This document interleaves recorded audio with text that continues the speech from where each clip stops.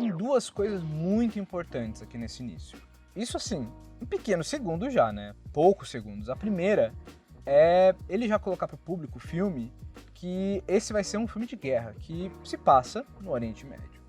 E assim, é tanta guerra que os Estados Unidos já participou que a imagem de um tanquinho de guerra não vai dar conta de falar qual é a guerra que está sendo contada nesse filme. Na parte do som, os entoados em árabe ajudam a contextualizar que o que a gente está vendo é esse período de guerra ao terror, essa guerra a partir do ataque das Torres Gêmeas. Sabe todo aquele momento que aconteceu depois que o Oriente Médio tratou os Estados Unidos, que nem eles tratam todo o restante do mundo? Sabe, com aquela ofensiva militar atacando um avião nas Torres Gêmeas? São todas essas guerras que aconteceram depois disso, nesse território, no Oriente Médio, após o 11 de setembro. Os Estados Unidos tentam convencer o mundo de que o Iraque produz armas químicas. O secretário de Estado Colin Powell apresenta suas provas na ONU, mas a opinião no Conselho de Segurança não muda. Os países membros querem mais tempo para inspeções no país de Saddam Hussein. E nossos repórteres em Bagdá mostram a reação dos iraquianos. Ainda nessa cena, a gente vai para um campo mais de pessoal mesmo, um campo mais de interpretação, que para mim isso representa um esmagamento. É uma sobreposição do som do tanque de guerra dos Estados Unidos, com essa relação, com essa fala árabe que é própria da invasão que se forma ali. Então é os Estados Unidos oprimindo essa questão muçulmana, essa questão do Oriente Médio ali, do Iraque. Eu realmente acho interessante quando o filme consegue utilizar a linguagem como uma forma de contar essas coisas também. Mas, antes de mais coisas, de falar mais cenas, para você que nunca tinha ouvido falar desse filme, vamos com a sinopse. Sinopse. Chris Kyle é um atirador de elite das Forças Especiais da Marinha dos Estados Unidos. Durante a Guerra do Iraque, sua missão é proteger seus companheiros e seu dever faz dele um dos maiores atiradores da história norte-americana. Sua precisão salva inúmeras vidas, mas também o torna um alvo preferencial. Quando Kyle finalmente volta para casa, ele descobre que não tem como deixar a guerra para trás. Kyle, então, é o nosso protagonista, nosso herói. Bom, longe de mim ser o meu herói, mas nesse caso é o do filme, então é o que a gente está tendo para hoje. Depois do tanque de guerra, que a gente falou na cena anterior, antes da sinopse, a gente vê um enquadramento bem amplo, pra gente ver onde cada coisa tá, sabe? O Kyle, ele tá em uma laje, deitado com sua arma de sniper, aquela pra atirar de longe, sabe? Dá cobertura pra quem tá ali na frente. No caso, quem tá na frente é aquele tanque de guerra que a gente viu na cena anterior, junto com outros soldados que avançam em uma rua simples, cheia de destroços. O filme, então, se aproxima de Kyle.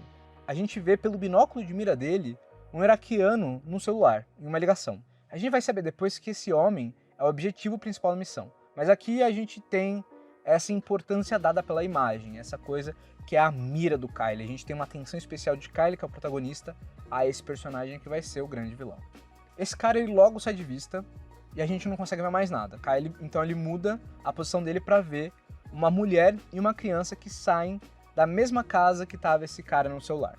A gente vê essa mulher entregando para uma criança uma granada e faz ela andar em direção aos militares. Kyle fica em um terrível dilema: atirar ou não. Para tudo aí! Agora vai, me diz, ele atira ou não? Tempo na tela. E ele atira! Mas pera. A gente não viu isso ainda, tá? Não viu. Sabe por que a gente não viu? É pra uma suspensão de expectativa pra engajar o público? Sim, também. Não vou dizer que não. Mas eu diria que é muito mais do que isso. Quando a gente corta para ver a cena seguinte, o que a gente vê a seguir são 23 minutos que mostram desde a infância de Kyle até ele virar adulto. Ele de peão de rodeio até ele ser chifrado pela namorada, ele entrar na marinha, ele encontrar uma nova mulher, ele vai casar com essa mulher, ele vai engravidar com essa mulher e a gente vai chegar até o momento que a gente tá no filme que ele vai atirar ou não, né? Porque deu a suspensão, suspensão de expectativa. Que a gente vai ver o que vai acontecer depois. Então, depois de tudo isso, desses 23 minutos contando a vida dele, a gente vai ver o tiro realmente sendo feito. Mas por quê? Porque a gente não vai direto ao ponto e ver ele finalmente atirando na criança. Porque a gente não pode começar com o pé esquerdo com o personagem, por assim dizer. O filme quer contar Kylie como herói. E aqui eu coloco isso como um conceito dado, porque assim, no final do filme, quando o Kylie vai morrer também, a gente vê uma tentativa de um final muito emocionante, muito espetaculoso, com um funeral que por si só é espetaculoso. Mais tentativa de heroificar essa persona, que é o Kylie, eu não sei o que seria. E isso de heroificar o Kylie é feito ao longo de todo o filme. Enfim, Kylie atirar uma criança logo no início do filme, quando o público ainda está conhecendo ele, seria, na nossa visão, meio que imperdoável, porque a gente tem esse símbolo da criança, da infância, como uma pureza, como uma inocência. Assim, a gente volta ao passado, aos aprendizados de Kylie que vão o moldar para o momento do filme atual, em que a gente vai ver, por fim, ele atirando e isso ser justificado, essas ações dele sendo justificado para o público, que vai ficar, a partir de então, ao seu lado. É a mesma coisa que você, em uma mesa de bar, tentando convencer seus amigos e seus amigos a gostarem daquela pessoa, daquela outra pessoa, sabe? Que só é sua amiga e que não tem nenhum carisma, não tem o carinho desse grupo. Você vai dizer, mas é o jeitinho dela. Mas a vida dela fez ela assim. Mas a vida dela é muito difícil. Mas você não sabe o que ela passou. Se coloca no lugar dela 5 segundos, você vai entender a verdadeira história da vida dela. É isso, no final das contas. Um grande mas que está sendo colocado ali para justificar esses dilemas e escolhas que o personagem vai tomar.